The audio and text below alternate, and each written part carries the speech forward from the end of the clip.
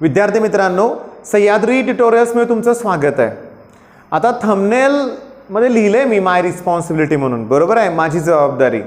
आता ही माझी म्हणजे नक्की कोणाची? विद्यार्थ्यांची. मला तुमच्याबद्दल बोलायचं, लक्षात घ्या. आता कसं आहे बघा, सध्या सगळीकडे जी परिस्थिती आहे तणावाची.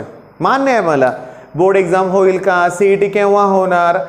माझ्या क्रॅश कोर्सच्या त्या बिझी शेड्यूलमध्ये पण मी बऱ्याच मुलांचे फोन कॉल रिसीव्ह करतो, व्हॉइस मेसेज करतो बऱ्याच मुलांना मी. लक्षात घ्या, बऱ्याच मुलांचे प्रश्न आहेत. बरेच मुलं विचारतात, सर काय होईल का, आम्हाला काय समजेना झालंय. मान्य आहे, पण बाळांनो एक वेळ तुमच्या पालकांची परिस्थिती सध्या कशी याचा विचार करा. काय चाललंय, प्रचंड तणावात आहेत ते सुद्धा. फायनान्शियल कंडिशन असेल, फायनान्शियल कंडिशन स्ट्रॉंग जरी असली ना बाळांनो, घरात एक जरी पॉझिटिव्ह पेशंट असेल तर तणाव वेगळाच आहे. कारण एक पॉझिटिव्ह झाला की पूर्ण फॅमिली पॉझिटिव्हला पण वेळ लागत नाहीये. ओके, आणि दुःखद घटना पण बऱ्याचशा घडलेल्या आहेत. अगदी सांगू का, क्रॅश कोर्स मधली पण बरीचशी मुलं पॉझिटिव्ह होती. मी त्यांना पटकन सांगितलं की राहू दे 4 दिवस अभ्यास, पहिल्यांदा तुम्ही फोकस तुमच्या हेल्थवर ठेवा. ओके, मग माझं तर शासनाला पहिल्यापासून म्हणणं आहे, मी पहिला नव्हतो बरं का, एक्झाम घेतलीच पाहिजे या मताचा मी होतो, अगदी प्रामाणिकपणे सांगतो. पण आता मला असं वाटायला लागलंय की पटकन काहीतरी डिसिजन घ्या, सीईटीवर सगळं ठेवा. सीईटी पोस्टपोन आहे त्या अवस्थेत राहू देत, सगळी परिस्थिती बऱ्यापैकी झाल्यानंतरच तुम्ही एक्झाम घ्या. हो अशी वेळ आलेली आहे. बरं, आता झालंय कसं तुम्हाला मी सांगतो, लक्षात घ्या. मग इथं आपली जबाबदारी काय मी तुम्हाला सांगतो. सध्या आपण 12वीत आहोत किंवा 12वी ऑलमोस्ट कंप्लीट केलेला आहे. तुम्ही सीईटीची एक्झाम देणार आहे, बरोबर आहे. म्हणजे मी दोन्ही बॅच बद्दल बोलतोय. एक लक्षात घ्या, आता थोडी घरातल्यांची जबाबदारी आपण घेतली पाहिजे. आपण फायनान्शियली कुठं काम करायला जाऊ शकत नाही, परिस्थिती पण नाहीये, घरातल्या अलाउड पण करणार नाही. मग आपण काय केलं पाहिजे, आपण घरातल्यांना बऱ्यापैकी मानसिक आधार देऊ शकतो, खंबीर साथ देऊ शकतो. ओके, आणि हे करण्यासाठी सगळ्यात महत्त्वाचं आपण आपला अभ्यास केला पाहिजे. कुठल्याही पालकाला जेव्हा स्वतःचा मुलगा म्हणूया आपण, किंवा मुलगा किंवा मुलगी, बरं का, लक्षात घ्या, स्टुडंट विद्यार्थी म्हणूया आपण, तो घरात पण हेल्प करतोय प्लस त्याचा अभ्यास पण करतोय. बास, तुम्ही मोबाईल ठेवा बाजूला, पालक खुश होतील बाळांनो. सिरियसली, मोबाईल असू दे, ऑनलाईन स्टडीसाठी लागणार आहे. ओके, पण तुम्ही घरात पण हेल्प करून प्रॉपर अभ्यास करा, घरातले खुश होतील बाळांनो. सिरियसली, त्यांचा बराचसा तणाव तुम्ही कमी कराल. कारण एक तर तो फायनान्शियल किंवा हे हेल्थच्या प्रॉब्लेम मधून तुमच्या फ्युचरची पण काळजी आहेच ना पालकांना, आणि तेवढी काळजी तर आपण कमी करू शकतो की नाही, सांगा बघू. माझ्या या बोलण्याचा निदान थोड्या मुलांना जर इफेक्ट झाला तरी मी खुश समजेन स्वतःला, किंवा सक्सेसफुल समजेन ह्या आजच्या व्हिडिओसाठी म्हणूया आपण. ओके, आपल्याला बदलायचं स्वतःला. ओके, नको आहे चुकीच्या गोष्टीत वेळ घालवायला, उगाच टेन्शन घेत बसण्यात काही अर्थ नाहीये. अभ्यासावर फोकस केलाच पाहिजे. काल आपण फिजिक्सचा व्हिडिओ रोटेशनल डायनामिक्सचा रात्री 8 वाजता अपलोड केला होता. ओके, आणि मला आभार मानायचे तुमचे की जवळजवळ 1000च्या आसपास, 980 समथिंग, म्हणजे ऑलमोस्ट 1000 व्ह्यूज झाले संध्याकाळी. ओके, कसं आहे बघा, लक्षात घ्या, सध्याच्या काळात एवढे व्ह्यूज, पण मला माहिती आहे कंडिशन सध्या कशी आहे. ते मुलं अभ्यासात, तरी IPL सध्या बंद आहे म्हणून, नाहीतर तुमच्या प्रत्येकाचे स्टेटस मुंबई नाहीतर चेन्नईला सपोर्ट करणार ते मला माहिती आहे, तुम्हाला माहिती आहे. आता कसं आहे माहिती आहे का, फोकस पुन्हा अभ्यासाकडे वळवा. ओके, फिजिक्सचं मी रोटेशनल डायनामिक्स स्टार्ट केलं आहे. मी काल फॉर्म्युले दिले होते, सगळे PYQs त्यात होते. लक्षात घ्या, इझी क्वेश्चन्स असतात. कॉन्फिडन्स बिल्डअप करा, तुमचा वाढवा, कॉन्फिडन्स जमणार आहे आपल्याला सगळं, ठीक आहे.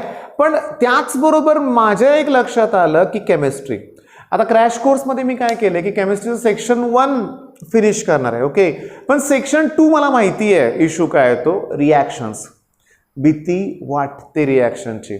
मग मला तुम्हाला हेल्प कशी करायची की दिवसातून एक व्हिडिओ. ओके, सकाळी मला काहीतरी मोटिवेशनल मी बोलेन तुम्हाला, त्यानंतर फिजिक्स, सकाळी जर फिजिक्स घेतलं तर संध्याकाळी 8 वाजता केमिस्ट्री, दिवसातून 2 व्हिडिओ मी तुम्हाला प्रोव्हाइड करेन. ओके, मग आजच्या व्हिडिओमध्ये वेळ न घालवता आता रिॲक्शन्सचा विचार करूया आपण.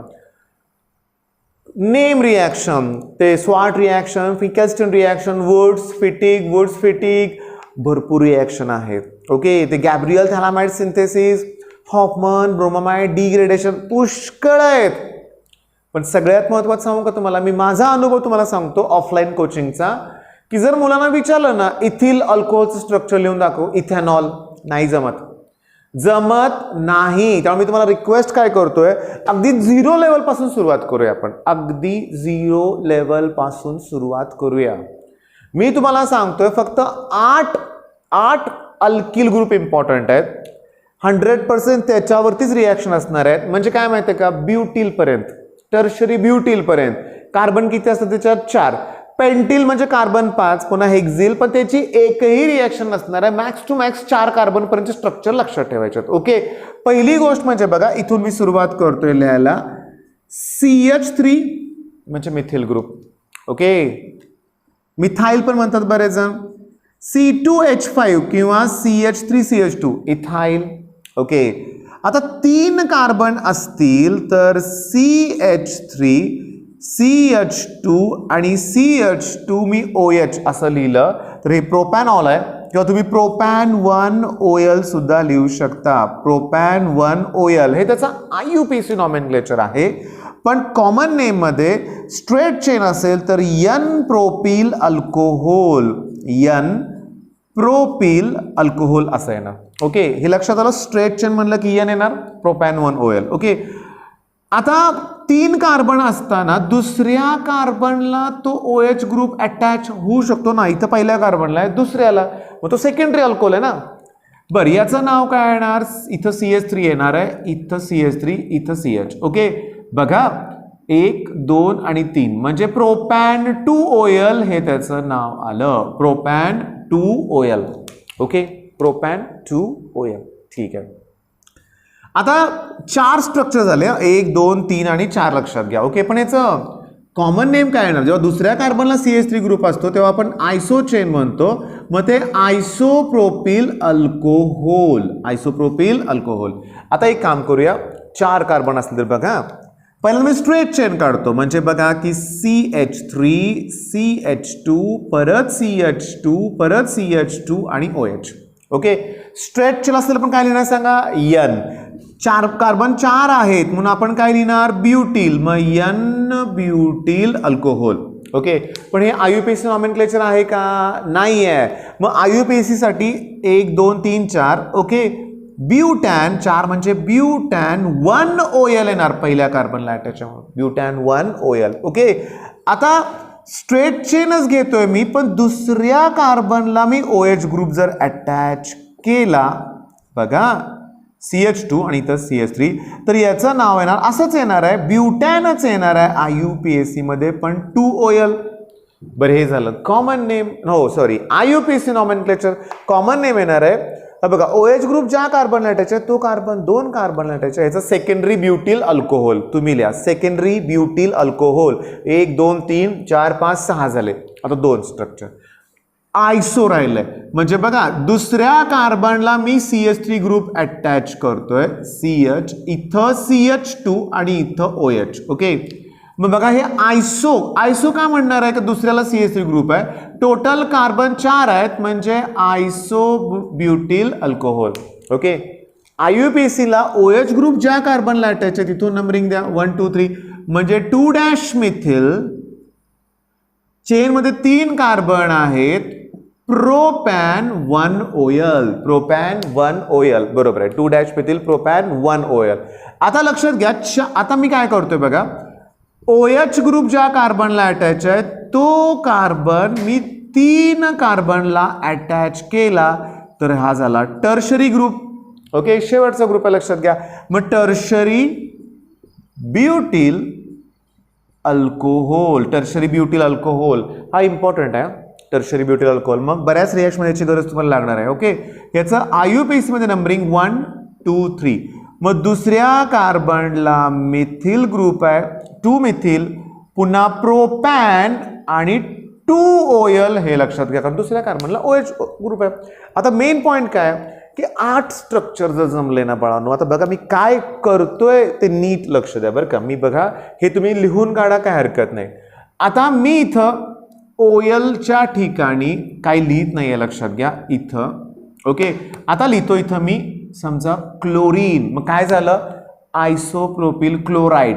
Bromine isopropyl bromide. Iodine isopropyl iodide. अरे पण ते झालं कॉमन नेम. कॉमन नेम मध्ये काही इश्यू नाही. बघा, N butyl bromide, N butyl chloride, N butyl iodide. Tertiary, secondary butyl, secondary आलं लक्षात तुमच्या, क्लोराइड वगैरे येईल. ओके, इथं आयसोब्युटील क्लोराइड असं येईल. कॉमन नेमला काही इश्यू येत नाही, पण IUPAC मध्ये चेंज होते बघा ना. आता ह्याचं कसं येईल, 2-chloro-प्रोपेन असं नाव येणार, 2-chloro-प्रोपेन. मी तुम्हाला होमवर्क काय देतोय बघा, सगळेजण लक्ष द्या. 8 स्ट्रक्चर तुम्हाला OH ग्रुपचे पाहिजेत हे आत्ता, ठीक आहे. मी जे सांगितले methyl alcohol, ethyl alcohol, propan 1 OL, याप्रमाणे मी तुम्हाला सांगू का, हे जे 8 ग्रुप आहेत ना, तुम्ही त्याला OH ग्रुप अटॅच करा. ते 8च्या 8ला क्लोरीन, पुन्हा ब्रोमीन आणि पुन्हा आयोडीन, म्हणजे टोटल 32 वेळा तुम्ही हे स्ट्रक्चर ड्रॉ करणार आहे. बघा बेसिक पासून गरजेचं आहे. ओके आहे, म्हणजे तुम्हाला सांगतो हॅलोजन डेरिव्हेटिव्हच्या रिएक्शन्स जमायच्या असतील ना पटकन, तर तुम्हाला हे सगळं आलं पाहिजे.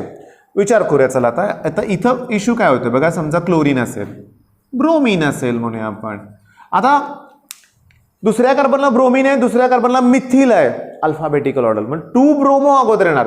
अल्कोहोलला काय होतंय की OL शेवटी लिहिलं जातं ना. आता इथं काय होणार बघा, सांगा बघू. 2 ब्रोमो असं येणार, 2- ब्रोमो बघा, पुन्हा -2- मिथिल आणि 3 कार्बन आहेत, त्यामुळं प्रोपेन असं शेवटी येणार. बघा मला रिॲक्शन घ्यायच्याच आहेत तुम्हाला. आपण सुरुवात चांगल्या कुठल्या, म्हणजे हॅलोजन डेरिव्हेटिव्ह मध्ये जेवढ्या रिॲक्शन्स तेवढ्या आपण एक रिॲक्शन घेऊया. एका लेक्चरला एक रिॲक्शन, मग त्यातल्या MCQs आलेले PYQ सगळं आपण घेऊया. ओके, पण हे स्ट्रक्चर अगोदर जमले पाहिजे. ओके, मग जसं तुम्ही सपोर्ट दिला होता, सपोर्ट हवाय तुम्हाला सगळ्यांना. मी माझ्या घरातल्या सारखंच समजतोय, लक्षात घ्या. ओके, तर माझी तुम्हाला पुन्हा एकदा रिक्वेस्ट आहे, जबाबदारी ओळखा आणि त्यानुसार तुम्ही सपोर्ट द्या.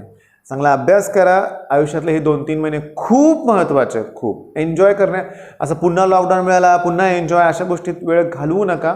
ओके, मॉक टेस्ट ते पण मला डिक्लेअर करायचं होतं, लक्षात घ्या की सोमवारी आपण मॉक टेस्ट ठेवतोय. उद्या रविवारी यश दादांना पण ठेवलेली आहे, सोमवारी आपण पण ठेवतोय. 2-2, 3-3 टॉपिक आपण ठेवणार, लक्षात घ्या. डिस्क्रिप्शनमध्ये त्याची मी माहिती देतोय तुम्हाला. ओके, सपोर्ट द्या, चांगला अभ्यास करा. बेस्ट ऑफ लक. धन्यवाद.